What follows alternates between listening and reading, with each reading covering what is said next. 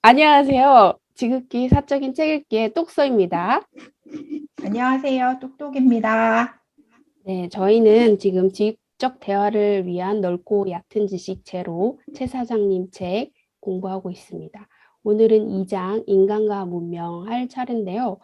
여기에서 첫 번째 우주에서 생명 탄생까지를 하겠습니다. 이 부분은 칼 세이건의 코스모스 책을 많이 참고를 했습니다. 최 사장님 부분은 워낙에 넓고 방대한 지식을 짧은 적은 분량으로 전달하려고 하다 보니까 지식적인 면만 많이 있어서 재미가 없더라고요. 그래서 저희가 예전에 읽었던 코스모스를 많이 참고해서 읽었습니다. 그래도 재미는 없지만 한번 여기에 나와 있는 거 한번 축약해서 정리해 볼게요. 어, 우리가 1장에서는 다중우주론을 공부를 했어요. 이론을. 그러니까 이 우주는 수많은 우주가 있는데 그중 우리 우주는 아주 거기에 아주 작은 일부분에 지나지 않는다. 그리고 우리 우주는 어떻게 탄생을 했냐면 빅뱅으로 탄생을 했다라고 해요. 그래서 빅뱅으로 탄생한 시기는 바로 138억 년 전이고요. 그 안에 있는 우리 태양계는 90억 년 정도밖에 안 됐대요. 그리고 그 안에 있는 또 지구도 46억 년 전에 탄생을 했고요.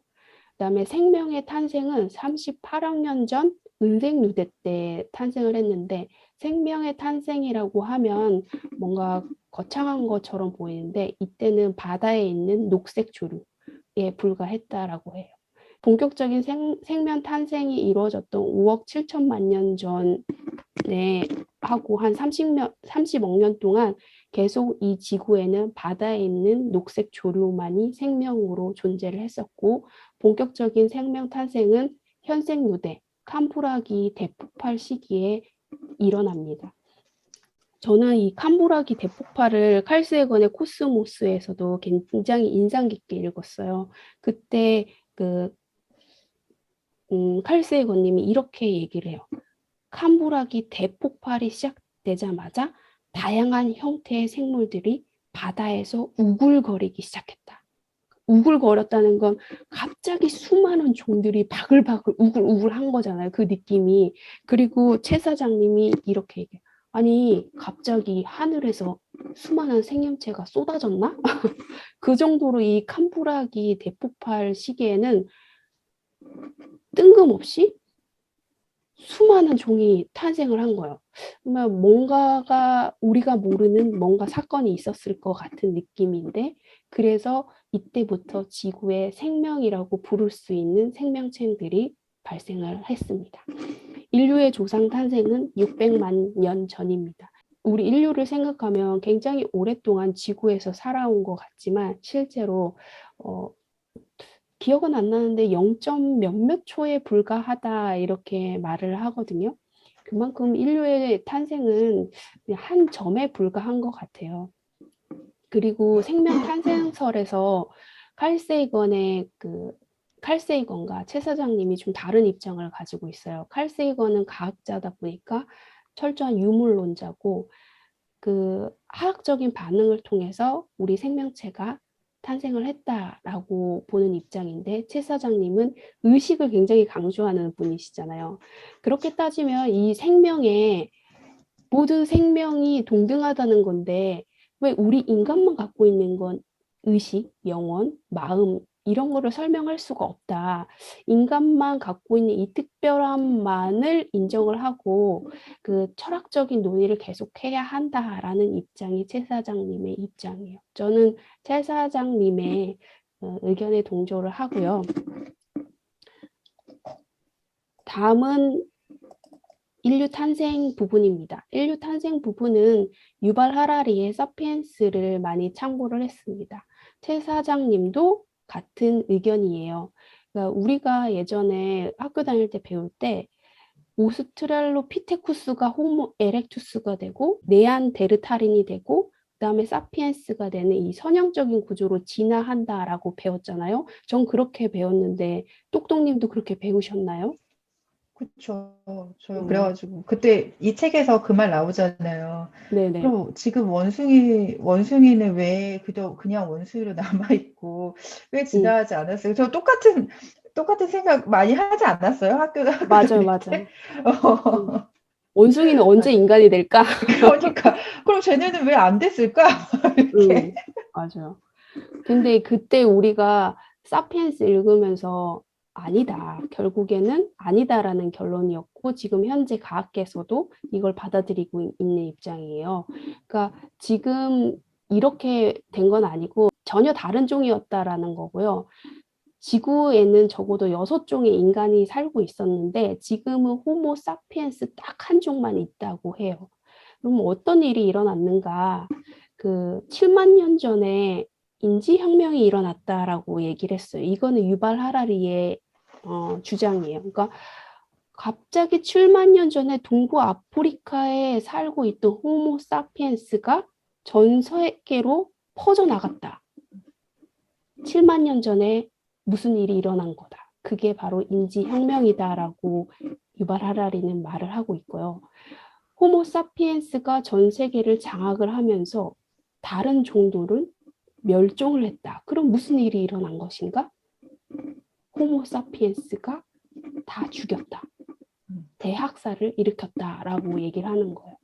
그러니까 인지혁명이 일어난 게 이제 뭔가 다른 종이 생각할 수 없는 뭔가 그 지적인 혁명이 일어난 거죠.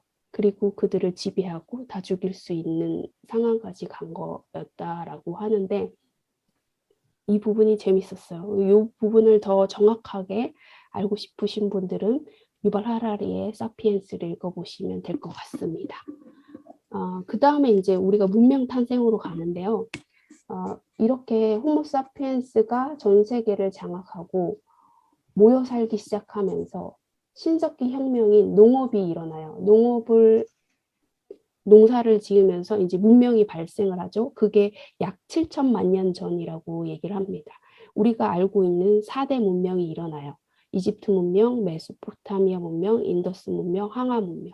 그 중에서도 우리가 볼 건 메소포타미아 문명인데요. 이때 길가메시 서사시가 나옵니다. 제가 가장 인상 깊게 읽었고 똑똑님도 가장 인상 깊게 읽었다고 하는 게 바로 이 길가메시예요. 우리는 보통 이렇게 생각하잖아요. 나는 과거 고대인들보다 지혜롭다, 진보했다 라고 생각을 하는데 과연 그런지 우리가 길가메시 서사시를 읽어보면서 한번 생각해 보면 좋을 것 같아요. 길가메시 서사시는 5천년 전에 메소포타미아 문명 초기에 쓰여진 가장 오래된 고전입니다. 그래서 제가 줄거리를 한번 읽어보겠습니다. 줄거리는 제가 최 사장님 거 참고해서 간략하게 읽어볼게요. 길가메시는 3분의 2는 신이고 3분의 1은 인간이었다. 그는 아름다운 외모와 함께 누구도 범접할 수 없는 힘을 갖고 있었다. 하지만 언제나 말썽을 일으키며 다녔다. 백성들이 원성이 커져가자 신들은 길가메시를 응징하려고 진흙에서 야수 엔키두를 창조했다. 엔키두는 길가메시의 악행에 대한 백성들의 호소를 듣게 되었다. 결국 길가메시와 엔키두는 결투를 벌여 힘껏 싸웠다. 하지만 승부는 나지 않았다. 그들은 서로가 너무도 강하다는 것을 알게 되었다. 길가메시는 무릎을 꿇고 어린아이처럼 울었다. 둘은 부둥켜 안고 화해했다. 곧바로 둘도 없는 친구가 되었다. 그들은 함께 영웅이 되어 모험을 떠나기로 했다. 아주 친한 친구가 생겼습니다. 이 둘이 함께 모험을 하는데 우룩 북쪽에 삼나무 숲을 지키는 괴물 홈바바바를 함께 제압하기도 했다. 이제 길가메시의 명성은 하늘까지 알려졌다. 그러자 사랑의 여신 이시타르가 길가메시를 유혹했는데 길가메시는 그녀를 거절했다. 왜냐하면 그녀는 많은 남자를 유혹했지만 그들에게 결국 고난을 주었음을 길가메시가 알고 있었기 때문이다. 이시타르는 모욕감을 느꼈고 자신의 아버지인 채고신 아누를 졸라 천상의 항소를 지상에 풀어놓아 복수하게 했다. 청상의 한 소가 성을 부수고 백성들을 죽이자 길가메시와 엔키두는 이를 막기로 했다. 둘이 힘을 합쳐 천상의 항소를 제압했다.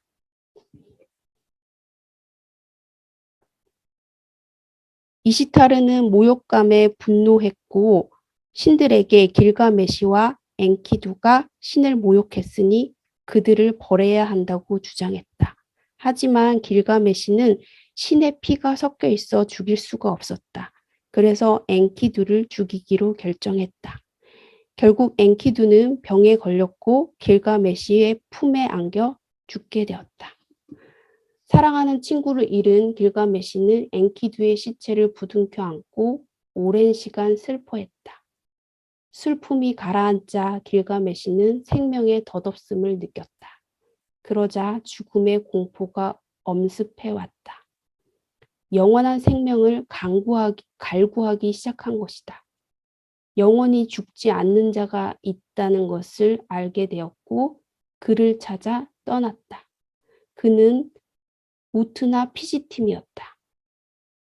우트나 피시팀은 길가메시에게 영생의 약초가 있는 곳을 알려주었다.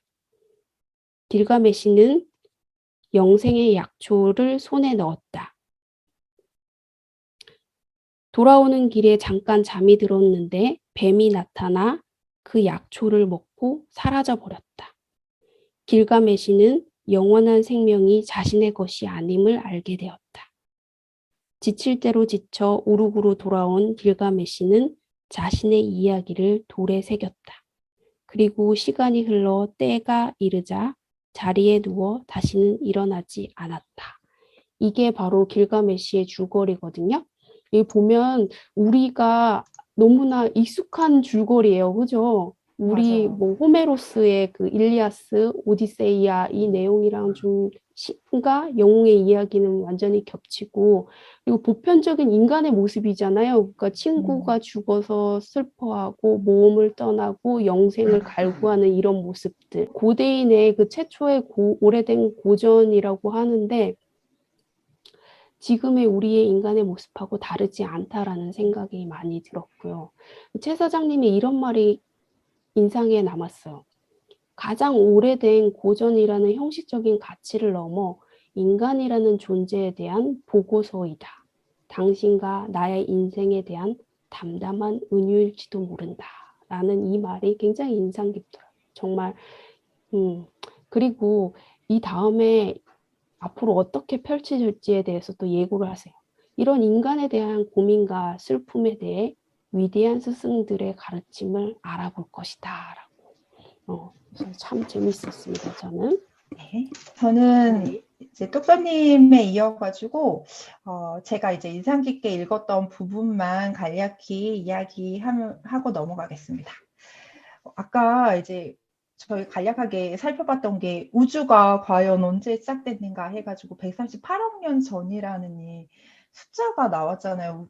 138억 년 전 우리가 상상하기도 어려운 그 시간인데 이것을 이제 어떻게 발견했냐라는 게 뭐 도플러 효과, 뭐 우주가 팽창하는 적색 편의 현상, 그다음에 뭐 수많은 과학자들이 뭐 플랑크 상수를 또 개발하고 계산하고 빛의 속도 뭐 이런 거 엄청 계산해가지고 결국은 가장 최근에 저희가 발견한 우주의 역사가 138억 년 전인데 저는 그게 궁금하더라고요.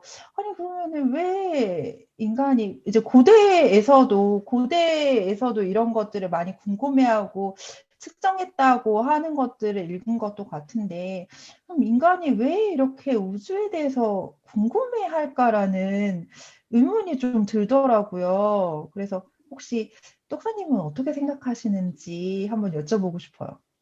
네. 저는 인간의 가장 근원적인 질문은 나는 누구인가라고 생각하거든요. 나는 누구인가라고 계속 생각하고 명상을 하다 보면 나는 어디에서 왔을까? 라고 넘어가요. 그러니까 내가 어디에서 왔는지 알아야 나를 알 수 있으니까. 내가 어디에서 왔는지 생각하면 인류의 탄생, 그 다음에 또 지구의 탄생, 지구의 탄생에서 또 태양계의 탄생, 그리고 우주의 탄생으로 계속 거슬러 올라가면서 사유를 하게 되거든요. 그게 바로 인간에 대한 근원적인 질문에서 시작해서 계속 탐구심으로 계속 질문에 질문을 타고 우리가 공부를 한 게 아닐까라는 생각이 들면서 이 거대 사상이라고 얘기를 했잖아요. 이 책의 핵심은 거대 사상이다. 그게 네. 바로 일원론이다. 그러니까 나는 누구인가라고 질문을 던졌고 나는 바로 세계다. 나는 세계와 하나다. 라는 이 답을 도출을 해냈잖아요. 이 이론론이 결국에는 나를 알기 위해서 이 세계를 알아야 하는 거예요. 그래서 이런 질문까지 거슬러 올라가면서 최 사장님도 그래서 이렇게 우주 탄생까지 우리한테 말을 하고 있는 것 같다는 생각이 들어요. 맞아요. 그 맞는 것 같아요. 그래서 결국은 우리가 인간이 근원적으로 가지고 있는 호기심일 수도 있겠지만 결국은 나를 알고 싶은 그런 생각 때문에 결국은 우주의 역사까지 거슬러 올라가게 된 게 아닌가. 저희도 이 녹화 뜨기 전에 스터디하면서 그렇게 한번 결론을 한번 내려봤습니다. 그럼 이렇게 옛날인데 우리가 상상할 수도 없었던 옛날에 우주가 빅뱅에 의해서 탄생을 했는데 그럼 우리 지구는 우주에서 과연 어느 정도의 위치에 있는 건가라는 또 궁금증이 생기잖아요. 그래서 그 뭐 코스모스에서도 더 자세하게 나오지만 결국은 그 우주, 우리 은하에서 지구도 굉장히 작은 존재고 그 지구에 굉장히 작은 어떤 도시에 또 저희가 이렇게 살고 있는 건데 그러면은 만약에 여기 이 책에서 언급하고 있는 이제 신의 존재에 대해서 언급이 나오는데 이렇게 미미한 우리 우주에서 이렇게 미미한 인간의 존재에 과연 신이 개입해가지고 뭔가를 창조하고 조종하고 그럴 이유가 있을까라는 것에 대한 의문을 제기해요, 최 사장님이. 결국은 그게 있다라고 믿는 사람은 이제 유신론자고 없다라고 믿는 사람은 무신론자라고 이야기를 하는데 거기서 저는 이 부분이 되게 인상 깊더라고요. 112페이지에 그 제가 한번 인상 깊었던 부분을 읽어드리면 확실한 것은 역사상의 모든 인간이 자기가 살고 있는 시간과 공간이 우주에서 가장 중요하다고 믿어왔다는 것이다. 고대의 그리스도인도, 중세 유럽인도, 근대의 동양인도, 21세기의 한국인도 당연히 그렇게 생각해왔다. 인간은 자신이 발딛고 있는 세계가 곧 기준이라고 생각하는 경향이 있다. 나는 이러한 인간 중심주의를 철진한 사고라며 무작정 비판하고 싶지는 않다. 그것은 어떤 면에서는 참일 수도 있는 생각이기 때문이다. 우주의 창조 목적이 인간에게, 특히 나에게 있다는 생각 말이다. 우주가 처음으로 스스로의 존재를 인지하게 된 것은 오직 인간의 의식과 사유 때문이었다. 기억해야 한다. 텅 빈 우주를 지켜보고 가치를 부여하는 존재는 외부의 무엇이 아니라 바로 당신이다. 저는 이 부분이 되게 인상 깊었는데 아마 저번 시간에도 제가 말씀을 드렸던 것 같아요. 인간의 존재가 어떤 부분에서는 모든 만물과 평등하다고 이야기하고 있지만 또 어떤 부분에서는 의식과 영혼을 가지고 물론 뭐 우리가 모르는 어떤 생물에도 영혼과 의식과 마음이 있을 수 있지만 우리는 그걸 아직 인지하지는 못하니까 인간이라는 존재가 가진 이런 의식과 사유 때문에 결국은 우리가 우주의 존재에 대해서 궁금해하고 또 그것을 밝히려고 하고 있고 마지막에 이 책에서 얘기하는 거대 사상이라는 것들도 결국은 인간중심주의에서 나오는 게 아닌가. 우주의 창조 목적이 인간에게 있다라는 최 사장님의 말씀처럼 그래서 그 부분이 이 책에서 제가 저번 시간도 그렇고 이번 시간도 그렇고 가장 좀 마음에 와닿는 부분이 아니었나 그렇게 생각을 해봅니다. 그래서 우주가 138억 년 전에 탄생했고 또 태양계, 지구가 이렇게 탄생하면서 계속 상상할 수 없는 시간들이 흘러요.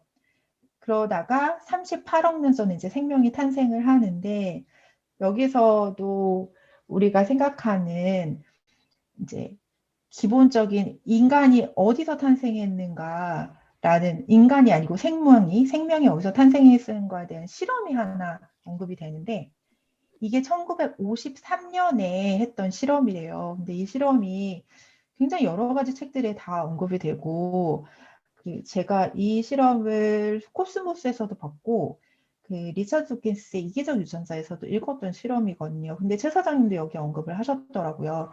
굉장히 유명한 실험인가 봐요.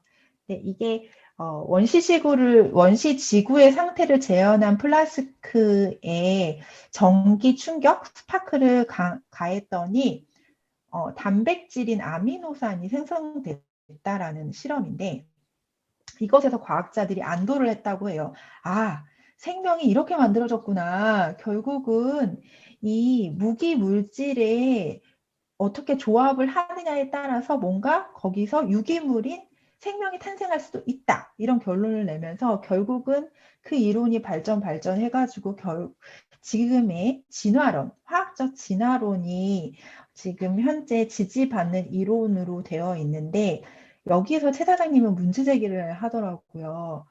화학적 진화론은 무기물에서 단순 유기물만 만들어냈는데 어떻게 이 복잡한 유기물에서 인간, 뭐 우리가 생각하는 동물 그런 생명으로 갑자기 도약하게 됐냐 이런 거는 좀 설명하기 어렵다라는 문제 제기와 하나랑 그다음에 그럼 과연 생명이란 무엇인가?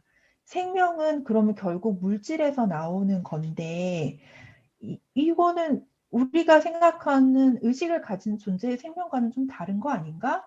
이런 의구심을 비치면서 여기서 인간이 만들어낸 DNA 그런 조작을 통해서 만들어낸 예쁜 꼬마 선충 사례를 들고 과연 이것을 생명이라 부를 수 있는가에 대한 의문을 제기합니다.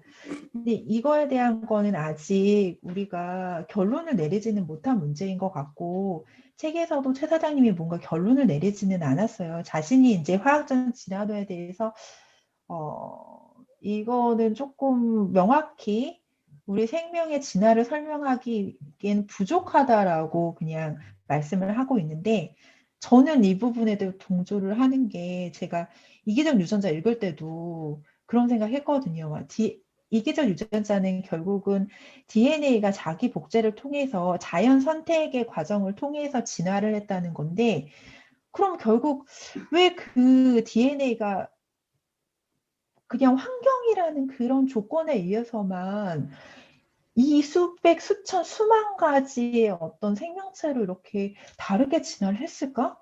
이런 부분에 대해서 좀 궁금했어요. 근데 그거에 대한 똑같은 질문을 최 사장님이 하고 있더라고요. 그래서 좀 놀랬고, 근데 결국 이런 문제도 언젠간 밝혀지겠죠. 우리가 지금은 모르겠지만 계속 이렇게 뭔가 우리 자신의 존재에 대한 탐구를 계속하고 또 뭔가 발견하다 보면 이 이유를 찾아낼 수도 있을 것 같은데 지금은 그냥 이런 어떤 의문의 상태로 있는 상태고 언젠가는 밝혀질 문제라고 생각은 합니다. 네, 이 부분이 좀 저의 생각과 좀 동일해서 좀 놀랐었던 것 같아요. 읽으면서. 그 다음입니다. 그래서 이제 600만 년 전에 또 인류가 탄생했고, 또 뭐 7,000년 전에 문명이 탄생했는데, 여기서 아까 똑사님이 얘기해 주셨던 최 사장님의 또 질문이 또 나오잖아요. 과연 오늘의 나는 고대인보다 더 지혜로운가? 근데 이 질문에 대해서 어떻게 당당하게 나는 더 지혜로워. 이렇게 이야기할 수 있는 사람이 많지 않기 때문에 우리가 고전을 지금 읽는 게 아닌가? 저는 이런 생각을 해봤고, 그래서 여기서 언급한 최초의 고전 인류의 서사시라는 길가메시 서사시를 더 인상 깊게 받아들이고 읽었던 것 같아요.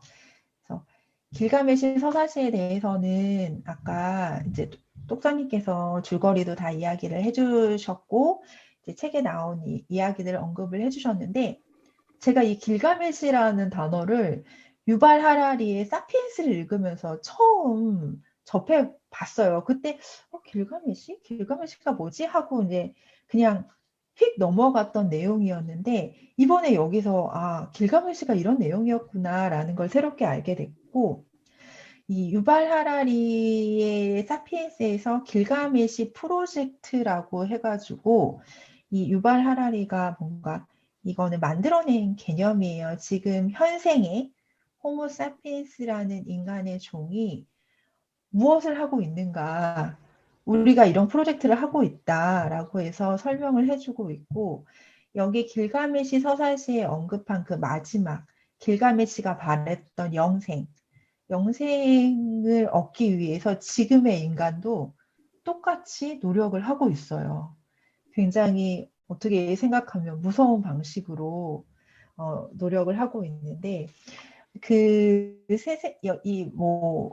유전자 조작도 하고 또한 이 생명공학이라고 해가지고 어떤 인간의 신체의 일부를 새롭게 만들어가기도 하고 이런 과정을 거쳐가지고 결국은 우리 지금의 연구하는 단계가 뇌와 컴퓨터를 연결해가지고 컴퓨터가 인간 뇌의 전기 신호를 읽어낸 동시에 뇌가 읽을 수 있는 신호까지 내보내는 이런 연구를 또 하고 있대요.